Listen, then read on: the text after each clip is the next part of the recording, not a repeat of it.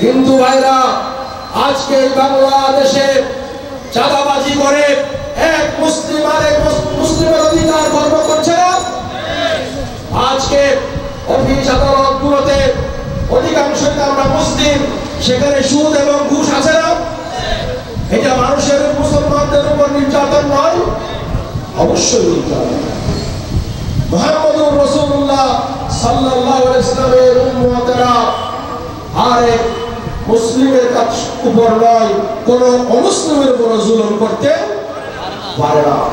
প্রিয় ভাইরা, বিশ্বাস করুন, এই বাংলাদেশের রাষ্ট্রীয় ক্ষমতা যদি কোরআন এবং সুন্নাহর আলোকে যাদের ব্যক্তিগত, যাদের সাংগঠনিক এবং রাজনৈতিক জীবন পরিচালিত, তারা যদি এই দেশের রাষ্ট্র ক্ষমতায় আসে, যদি এই বাংলাদেশে কোরআন এবং সুন্নাহ ভিত্তিক ন্যায় এবং ইনসাফ প্রতিষ্ঠা হয়, তখনই এই সমাজে বিভিন্ন পর্যায়ে যে জুলুম চলছে সেই জুলুম বন্ধ হওয়া সম্ভব।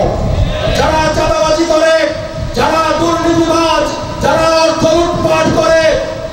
লুটপাট করে বিদেশে পাচার করে, তাদের মাধ্যমে এই দেশে অর্থনৈতিক শৃঙ্খলা ফিরিয়ে আনা সম্ভব নয়।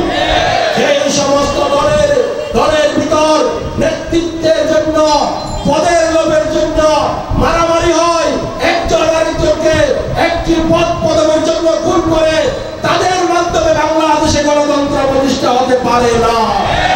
যারা চরিত্রহীন, যেই দলের মানুষেরা ধর্ষণের সেঞ্চুরি করে, মিষ্টি বিতরণ করে, যেই দলের ছাত্র সংগঠন ঢাকা বিশ্ববিদ্যালয় এবং এ হলে গণধর্ষণের মতো ঘটনা ঘটে, তাদের কাছেই বাংলাদেশের নারী নিরাপদ নয়।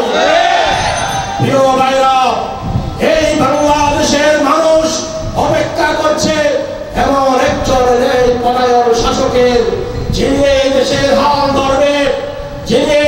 হাল ধরবে, তখন এই বাংলাদেশ থেকে সকল জুলুম অত্যাচারের অবসান হবে ইনশাআল্লাহ।